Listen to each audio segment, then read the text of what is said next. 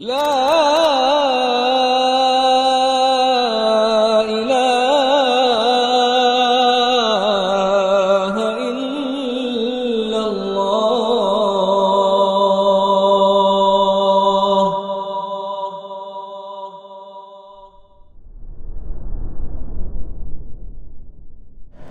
Para ikhwan sekalian yang dirahmati oleh Allah, di antara ancaman dan konsekuensi bagi musyrik atau orang yang berbuat syirik akbar, syirik besar, yang pertama, Allah Ta'ala tidak akan mengampuni orang yang berbuat syirik besar kepadanya jika ia mati dan belum bertaubat kepada Allah atas syiriknya. Ini konsekuensi, ya. Sehingga konsekuensi berikutnya adalah diharamkannya surga bagi orang musyrik. Kenapa? Karena konsekuensi ketiga, yaitu karena syirik menghapuskan pahala seluruh amalan kebaikan. Jadi orang yang berbuat syirik besar dan wafat dalam keadaan belum bertaubat darinya, maka Allah tidak akan ampuni dosa tersebut, sehingga diharamkan surga baginya. Karena apa? Karena Allah juga menghapus pahala seluruh amalan dia, nggak ada artinya. Dan yang keempat, ini yang belum kita bahas, konsekuensi orang musyrik itu adalah halal darah dan hartanya. Halal darah dan hartanya. Kata Allah Azza wa Jalla, faqtulul musyrikina haitsu wajadtumuhum wa khudhuhum wahsuruhum waqudu lahum kull marsad. Maka bunuhlah orang-orang musyrik di mana saja kalian jumpai mereka dan tangkaplah mereka, kepunglah mereka dan intailah di tempat pengintaian. Ini ayat dikontekskan di konteks peperangan. Maka di konteks perang disyariatkan, diperintahkan, bahkan diharuskan untuk membunuh lawan perangnya kaum muslimin, yaitu orang-orang musyrik, orang-orang kafir, di peperangan yang syar'i. Ya, di peperangan yang syar'i ini, yaitu di atas atau di bawah komando dari waliul amri muslim setempat, maksudnya setempat negara tersebut. Kalau sekarang, ya, dan sekarang ini tidak terwujud di Indonesia, sehingga ayat ini tidak bisa dipakai untuk praktek keseharian karena tidak sesuai dengan konteks ayat. Sementara beberapa misionaris atau orientalis atau para munafik dan zindiq itu mereka berusaha untuk menyudutkan Islam dan kaum muslimin dan menstigmakan Islam dan muslimin ini ekstrim, muslimin ini ekstremis, dengan konsep apa? Konsep jihad dan konsep pembunuhan terhadap orang-orang yang bukan Islam. Terus mereka ambil ayat faqtulul musyrikina haitsu wajadtumuhum, bunuhlah orang-orang musyrik di mana saja kalian jumpai mereka. Ayat yang konteksnya khusus peperangan dibawa oleh orang-orang ini untuk menyudutkan Islam ke dalam konteks umum keseharian. Ini salah dalam memahami, salah dalam memvonis, dan kemudian mengkonklusikan sesuatu yang tidak valid, tidak sesuai dengan keinginan Allah Azza wa Jalla dalam ayat ini. Jangan sampai kita baca ayat ini kemudian kita kontekskan untuk setiap hari, di hari-hari biasa, enggak. Ketika ada orang kafir kemudian bawa salib terus kita bunuh dengan alasan ayat ini salah. Salah dan enggak boleh, walaupun tidak ada hukum qisas, tapi enggak boleh. Haram. Ya. Dan akan dihisab di hari akhir nanti. Kenapa membunuh darah yang dilarang untuk membunuhnya? Karena orang-orang kafir atau musyrik di negara ini di bawah peraturan yang resmi oleh negara Indonesia. Mana kita harus taat pada waliul amri dalam perkara ini, karena mereka juga mempunyai undang-undang yang dilindungi sebagaimana kita juga. Baik. Maka bunuhlah orang musyrik dimanapun kamu jumpai. Ini dalam konteks apa? Peperangan. Dalam konteks harb, peperangan. Rasulullah SAW bersabda. Jadi Afan, di sini istinbat dari ayat adalah kenapa diperintahkan untuk dibunuh? Karena kesyirikan mereka, syirik besar. Berarti ini konteksnya juga musyrik di sini adalah yang melakukan kesyirikan besar, bukan syirik kecil. Enggak sesuai konteks. Karena syirik kecil itu bukan kafir. Seperti riya, sum'ah,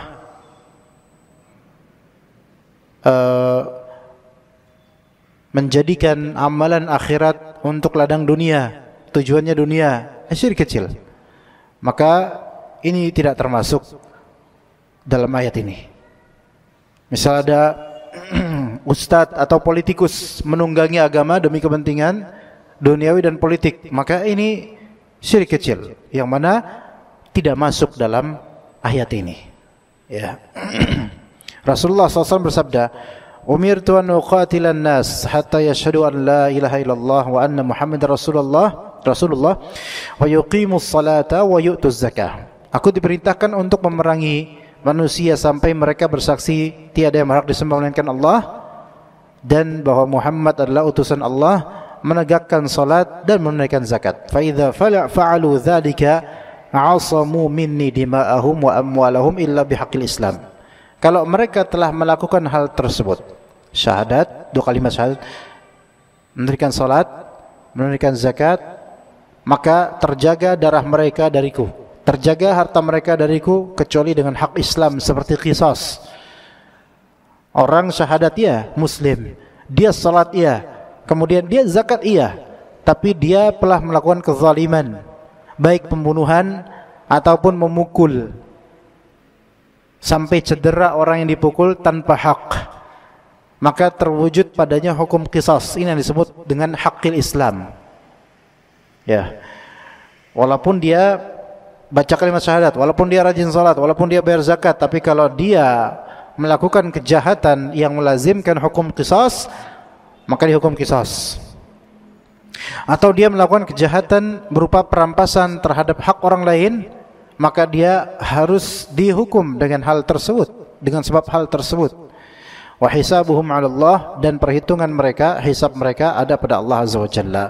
Syirik adalah dosa besar yang paling besar, kezaliman yang paling zalim, dan kemungkaran yang paling munkar. Maka itu konsekuensi syirik besar.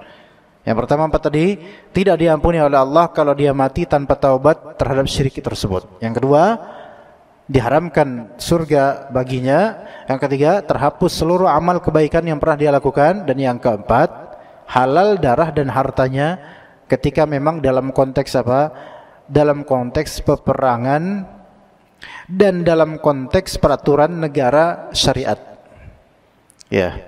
Sehingga orang-orang yang syirik, musyrik, kafir, maka sebenarnya dalam negara Islam itu diwajibkan membayar jizyah atau upeti untuk keamanan mereka, sehingga mereka menjadi disebut kafir dhimmi. Kafir dhimmi. Kafir dhimmi itu ya kafir yang memiliki zimmah, yaitu tanggungan dari pemerintah atau penguasa muslim untuk menjamin kenyamanan hidupnya di tanah kaum muslimin. Ini disebut kafir dhimmi. Ya. Wallahu alam, kalau misalnya di negeri kita mungkin serupa dengan kafir dhimmi walaupun tidak 100% sama, tetapi tetap mereka memiliki hak untuk hidup bersama dengan kaum muslimin, ya, dan memiliki hak harta darah yang tidak boleh dirampas oleh siapapun dari kaum muslimin. Bahkan untuk kita berdakwah kepada mereka, orang-orang kafir yang di sekeliling kita di Indonesia ini, tentu tidak dengan cara kekerasan, dengan merampas harta, itu malah justru menimbulkan fitnah. Atau melukai mereka, itu justru malah menimbulkan fitnah yang lebih besar, jauh lebih besar.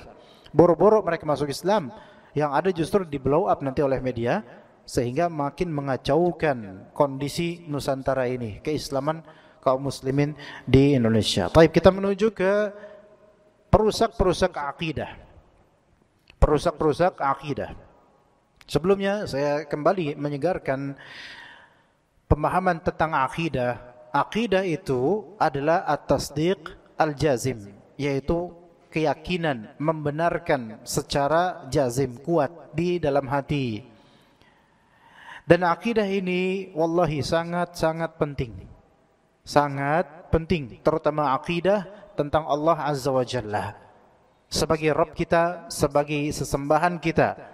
Dia memiliki asma al-husna dan sifat al-ulya, memiliki nama-nama yang mulia, yang tinggi, nama-nama yang terbaik dan sifat-sifat yang tinggi.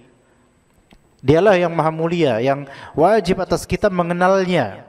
Lebih banyak kita mengenalnya dengan membaca Al-Quran, membaca hadis Nabi SAW, dan mempelajari kitab-kitab akidah yang dikaryakan oleh para ulama ahlu sunnah berkaitan dengan Allah dan hukum-hukumnya. Dan di antara ilmu yang terindah, bahkan ilmu yang paling indah adalah ilmu tentang Asmaul Husna, tentang nama-nama Allah Azza wa Jalla. Dan di antara kitab yang terbaik yang di Indonesia diterjemahkan untuk masalah ini, kitab Fiqih Asmaul Husna karya Syekh Abdul Razak Al-Badr, maka itu sudah menjadikan sudah memperkaya khazanah ilmu kita tentang nama-nama Allah yang mulia.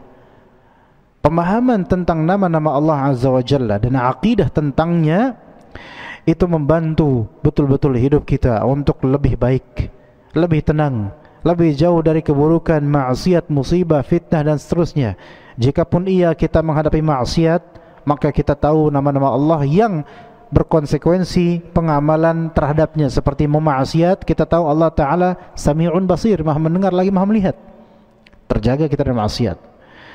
Kita difitnah oleh orang, atau kita menghadapi musibah atau kekurangan rizki, ada beberapa nama Allah Ta'ala yang perlu kita pelajari tentang maknanya dan sifatnya, yang kemudian terefleksikan di kehidupan kita, konsekuensinya, dan kita amalkan konsekuensinya sehingga lebih tenang hidup ini.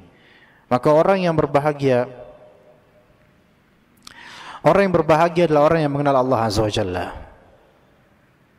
Dan orang yang jauh dari kata bahagia hakiki adalah orang yang tidak kenal dengan Allah, jauh dari Allah, dan berani kepada Allah. Na'udzubillah min dzalik. Akidah bermanfaat untuk meneguhkan hati di masa fitnah. Terlebih di zaman seperti ini, yang setiap hari kita itu dijuruskan kepada fitnah demi fitnah. Fitnah yang dimaksud adalah keburukan, maksiat, kebid'ahan dan seterusnya.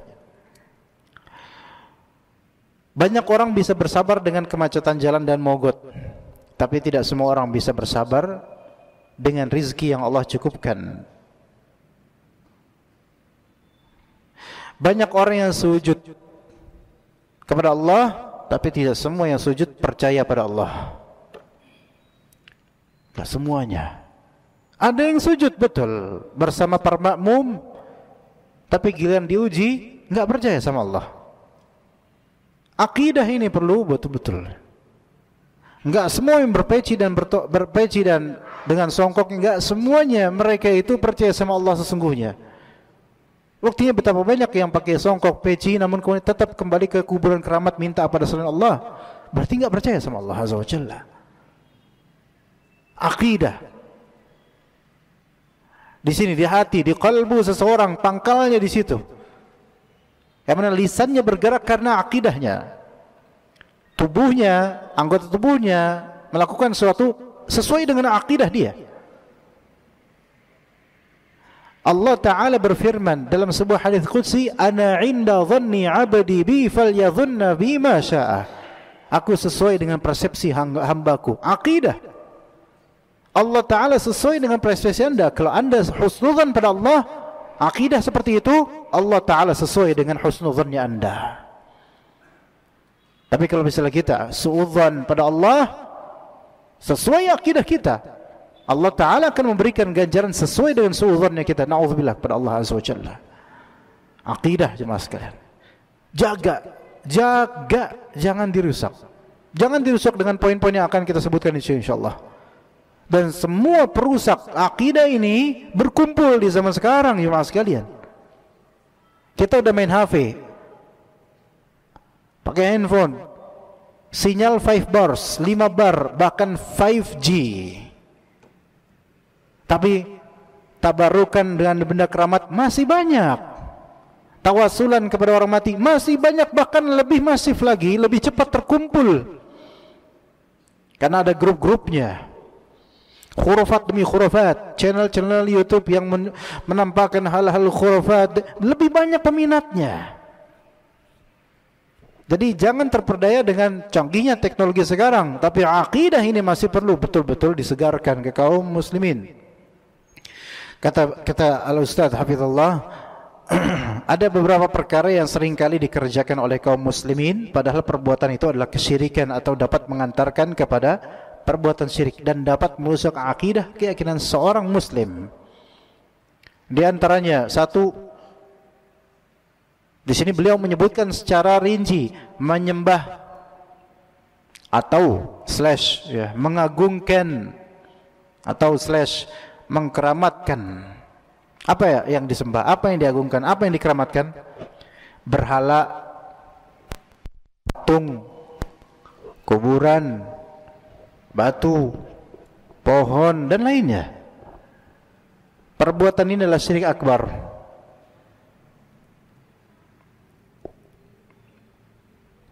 Mengagungkan pohon tertentu, jemaah sekalian.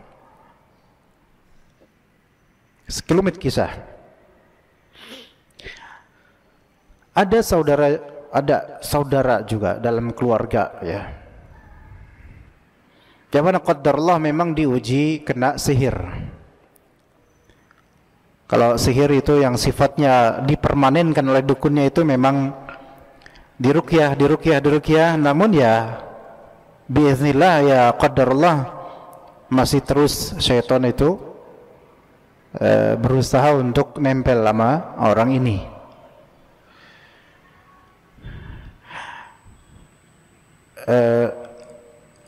Hamba Allah ini, karena menurutnya dan menurut banyak orang, ada semacam bolong di bagian belakangnya, maksudnya bolong secara astral ya, secara gaib ya, yang disitulah syaitan-syaitan atau jin itu bisa bunah masuk gitu loh. Jadi penjagaannya itu qadarullah memang tidak senormal manusia pada umumnya, seperti kita insyaallah, alhamdulillah. Nah, dia di beberapa tempat itu suka ketempelan, walaupun dia tuh nggak tahu tuh tempat apa. Dan setelah diteliti-teliti, nih beberapanya, kalau lewat kuburan langsung nempel. Nah, bukan lewat dalam artian masuk ke pekarangan kuburan, bukan, tapi di jalanan samping kuburan. Apalagi kuburan tersebut semakin banyak hurufatnya, semakin cepat dia kena. Itu satu. Kemudian pernah anak ajak ke pemandian yang sifatnya natural alami di suatu tempat di Jawa Tengah. Pemandian di semacam lembah, pemandian untuk warga, kaum orang-orang ya, untuk visitor, wisatawan dan seterusnya. Masih tradisional gitu ya, maksudnya bukan modern seperti Jakarta. Banyak sekali pohon-pohonnya. Anak ajak lewat situ. Dan atau pemandian itu anak hafal tempat-tempatnya. Nah, dan ternyata memang diganggu katanya. Tapi anak tanya pada malam hari atau esok harinya, di bagian mana paling kerasa langsung kena dengan syaitan? Sebenarnya di situ tuh aman-aman aja, tapi di bagian itu tuh yang di dekat kolam yang bagian ini, loh, di situ, di situ ya, di situ tuh, kok lewat situ tuh langsung tiba-tiba tuh gak enak banget, nggak tahu kenapa. Ada apa aja mas itu? Yang A tahu di situ, dekat situ itu adalah berapa meter itu ada kuburan keramat yang menjadi keramat di daerah itu. Padahal ini orang tidak tahu loh di situ ada kuburan keramat. Ya. Tuh. Terus kemudian juga berarti kalau misalnya pohon-pohon, ada nggak pohon-pohon yang kalau lewat tuh langsung kena gitu? Enggak, kalau pohon mah Kalau lihat pohon apa aja, bambu gimana bambu? Enggak, biasa aja sih kayaknya. Beringin, nah itu beringin tuh.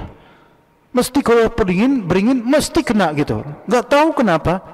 Nggak ngeliat apa-apa, mesti langsung enggak enak gitu lihat beringin.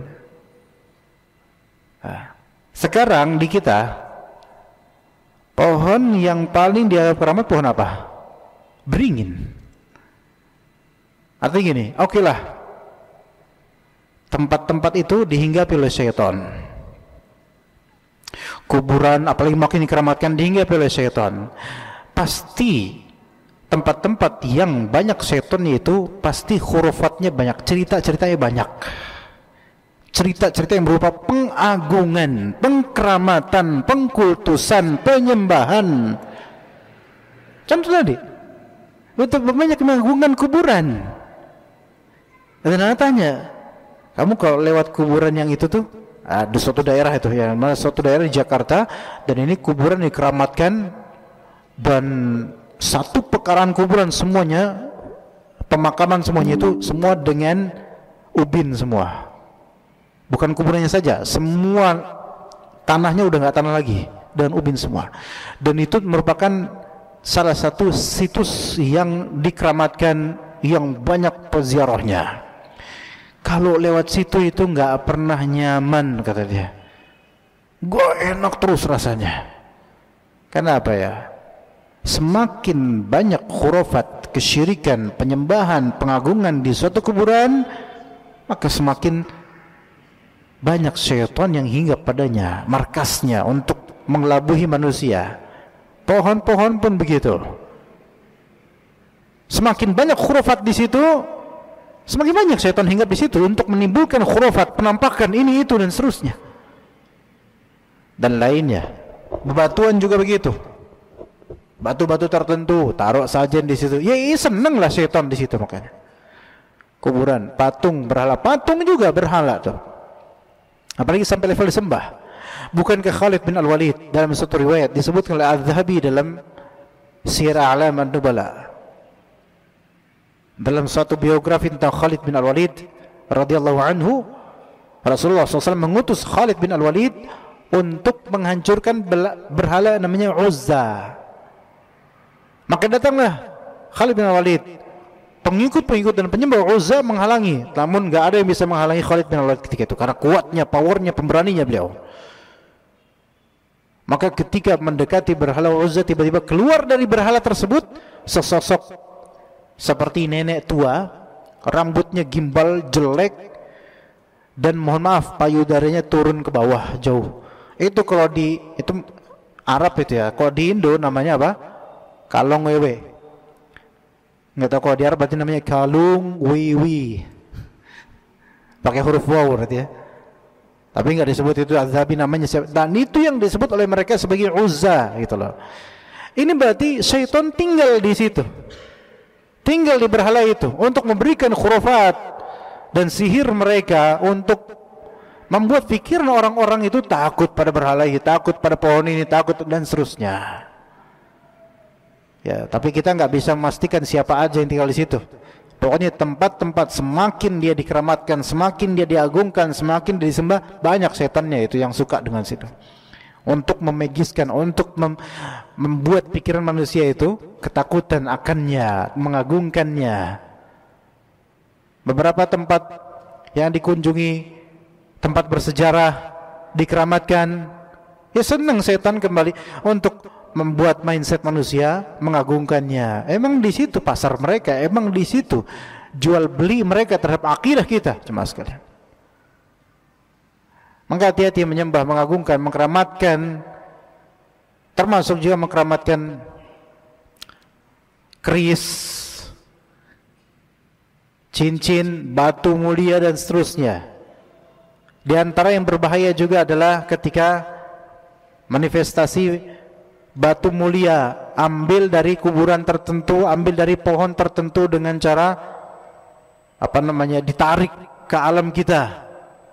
Dikasih sama setan, kemudian panas rasanya, dikasih itu sama setan. Itu semua adalah trik dan akal bulus setan yang membuat orang mengagungkan batu tersebut. Semakin jelek lagi ketika ditaruh di cincin dan merasa ini ada isinya. Ini syirik besar. Hati-hati, ini syirik besar. Lebih jelek lagi, lebih konyol lagi, dijual dengan harga biasa mungkin. Beli di pasar burung Jatinegara misalnya, jual cincin ada isinya. Ya isinya apa, telur cicak kali ada isinya. Diisi nih, keramat nih, dapat dari makam wali. Wali band atau oleh apa? Kedustaan, khurafat semacam itu bahaya. Sehingga apa? Ini syirik besar. Sehingga apa? Merasa bahwasanya ada zat, ada ruh, ada kehidupan di batu ini, ada kekuatan yang independen. Dan ini berbahaya sekali untuk kita. Nanti kemudian merasa bahwa dengan cincin ini saya bisa menundukkan orang, membuat orang terpedaya, menjaga, meningkatkan kewibawaan kita. Nauzubillah min dzalik. Kedua, di antara perusak akidah, bersikap ghulu, berlebihan terhadap orang-orang saleh. Perbuatan ini membuat pelakunya menjadi kufur dan meninggalkan agama yang benar. Ghulu terhadap orang-orang saleh ada beberapa model memang, tapi ujungnya itu syirik sebenarnya. Ya, kadang-kadang ghulu itu dimulai dengan cukup apa? Ghulu itu dimulai dengan minta ludahnya untuk ruqyah misalnya. Kadang-kadang dimulai dari itu.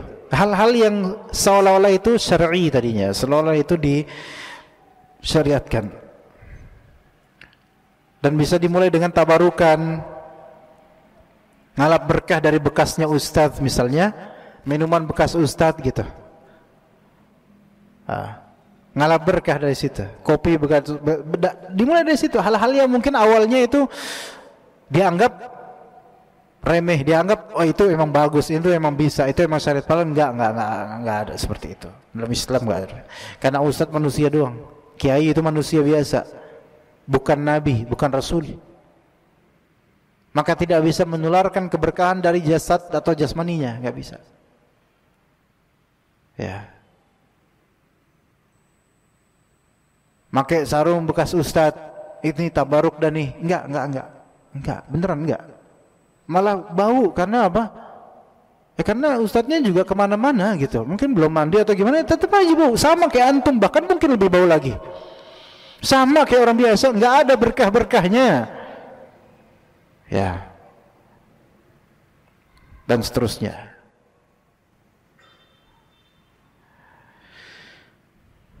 Maka dimulai dari hal-hal seperti ini. Dahulu kala di zaman Nabi Nuh alaihissalam, beberapa orang-orang saleh wafat. Dan kemudian awalnya mulai dari mengenang, dibuatlah permisalan patung-patung orang saleh. Ini berlebihan. Patung-patung itu untuk apa? Untuk mengenang. Patung-patung itu untuk mengenang orang saleh. Lama-lama syaitan menghembuskan, enggak cukup kayak patung, lama-lama apa? Minta. Jadi syaitan itu merusak akidah itu awalnya dimulai dari sesuatu yang syubhat atau seolah-olah syar'i, seolah-olah enggak apa-apa. Di situ celahnya.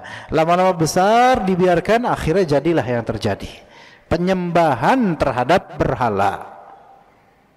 Begitu. Sekarang karena konotasi berhala itu udah pasti syirik, orang-orang muslim gak bakal langsung nyembah berhala.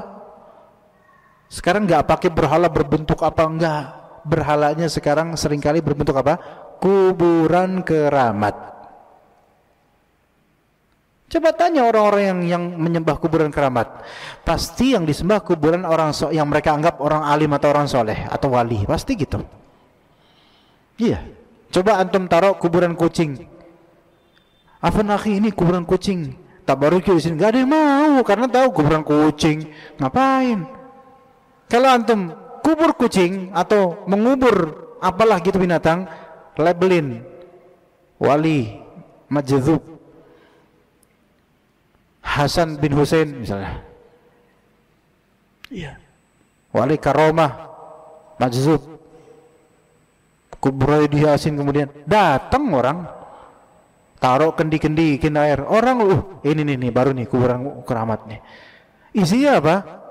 Kucing kampung. Bisa. Coba aja gali kucing. Orang kan nggak ngeliat dalamnya karena jangan dibongkar, ini makam wali.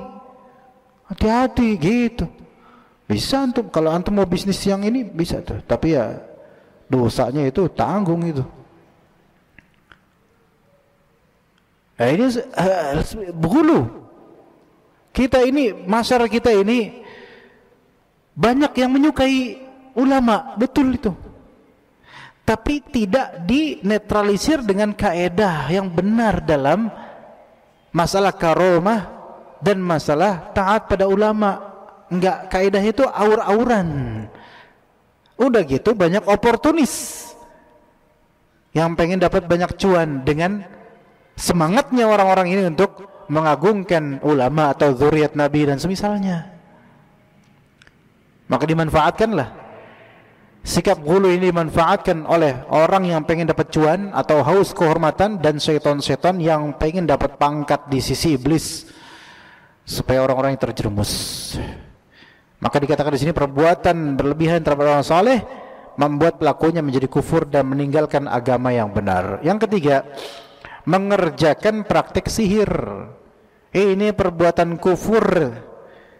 Walaupun sihir ini kadang-kadang cuman disebut sulap, bahkan kadang-kadang disebut bukan sulap, bukan sihir, tak padahal itu sihir. Mengerjakan praktik sihir. Dan praktik sihir ini, sihir itu kan melakukan efek sesuatu dengan sebab yang khafi, dengan sebab yang khafi itu tersembunyi, tidak tampak langsung, itu sihir. Ya, menimbulkan efek sesuatu dengan sebab yang terselubung, tersembunyi, itu sihir secara bahasa. Dan penyihir itu enggak harus dengan atribut seperti dukun zaman dulu, enggak harus. Penyihir bisa aja dengan seperti ustadz, seperti ini bisa. Ketika dia berkongsi dengan syaitan, atau dia melakukan praktik sihir seperti yang dianjurkan dukun, penyihir dia. Walaupun dia bukan dukun aslinya, dia hanya mengamalkan apa yang dia anjurkan dukun. Dia punya dendam sama orang. Mbah dukun ini, saya nih ada fotonya nih. Oke, kamu lakukan ini di malam hari gini-gini. Foto ini kamu taruh di boneka ini, beli boneka ini, kamu taruh foto di situ, kamu lakukan ini. Dia lakukan dong itu, tusuk-tusuk boneka. Ada di hati dendam, nusuk matanya biar sakit. Berefek atau tidak ke sana, ini termasuk praktik sihir dengan sugesti dari hati, dengan saran dari dukun. Ini sihir, walaupun gak mempan di orang itu. Misalnya, mungkin orang itu lagi zikir, disantet, disiram dia, cus, dibaca-baca apa namanya, ya bang tut akar kulang kaling misalnya, cus gitu.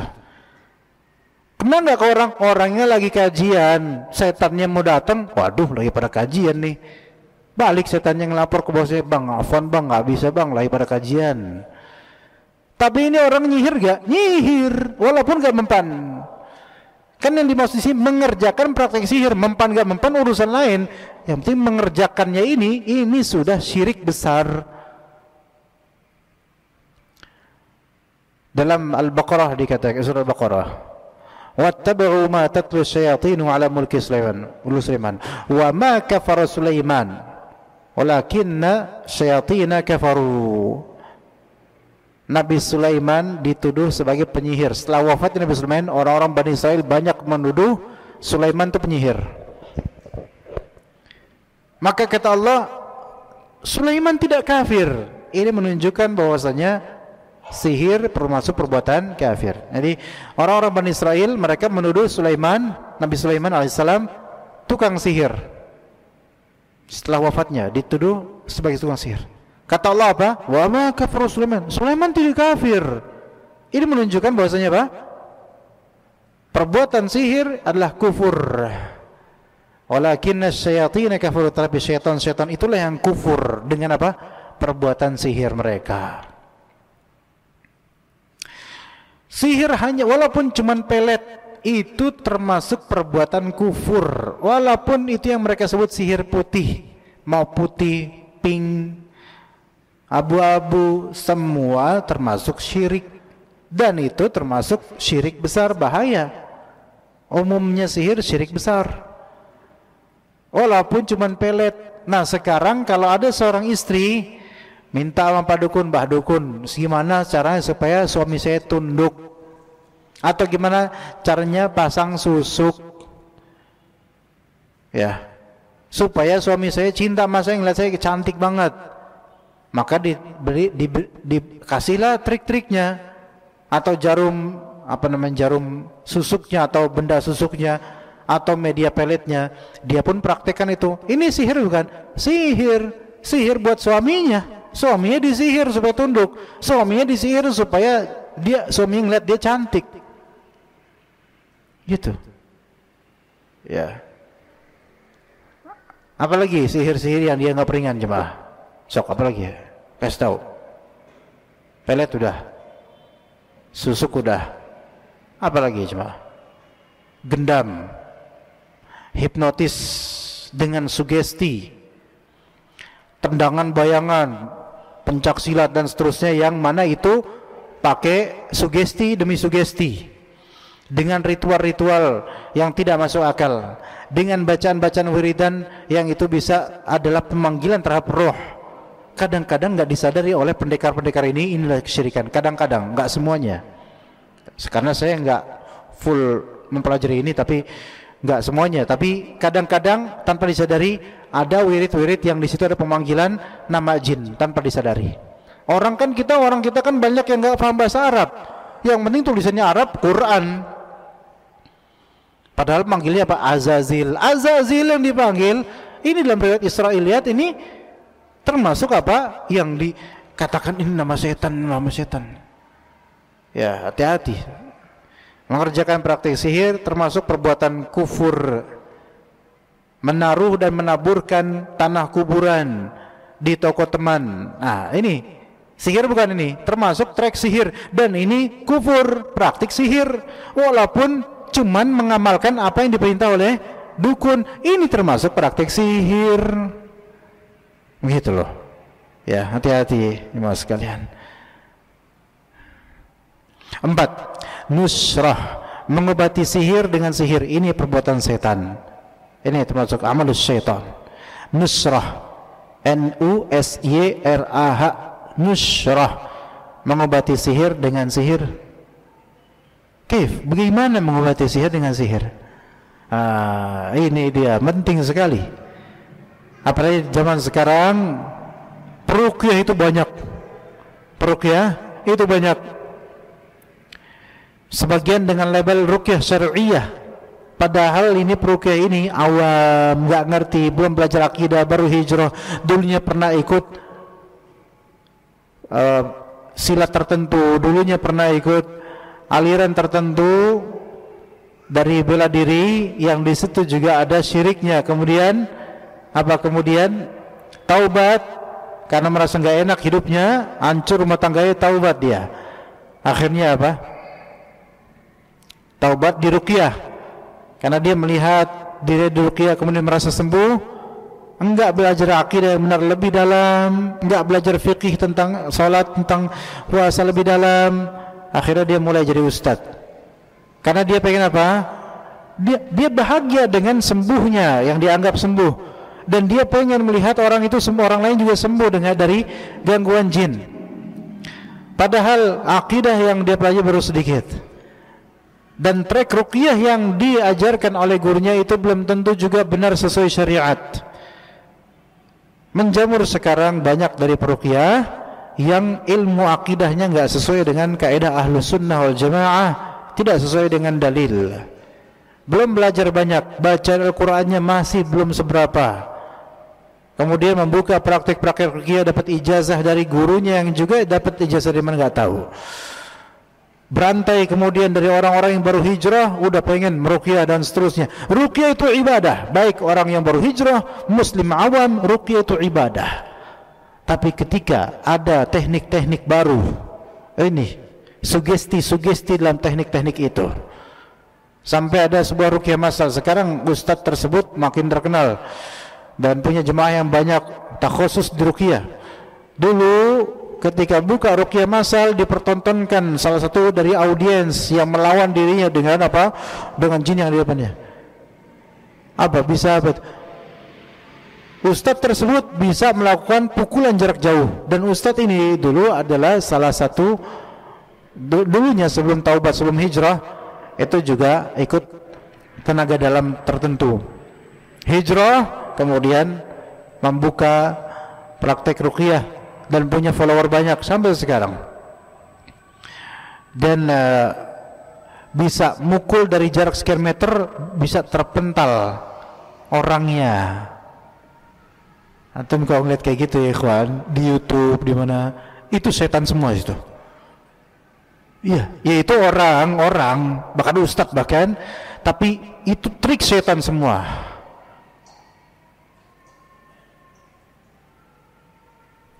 Azan tuh. Saya sampai isya doang 1 menit. Ya nggak cukup saya ngomong 1 menit ini. Intinya itu setan semua. Bisa dari jarak jauh.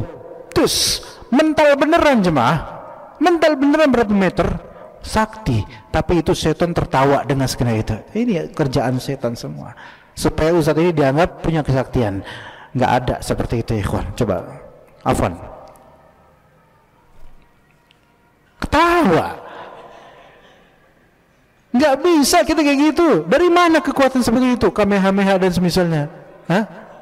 Nggak bisa. Hati-hati dengan ini nih. Mengobati sihir, meruqyah, tapi dengan sihir juga. Itu nggak boleh. Hati-hati. Jangan kagum dengan kayak gitu. Itu tipu daya syaitan semuanya. Ustadznya pun kayak gini-gini. Wah, berguling-guling gitu nyata. Ya salam. Sakti ini ustadz. Mediumisasi. Masya Allah. Masuk lepek-lepek langsung. Aing maung gitu katanya. Ya.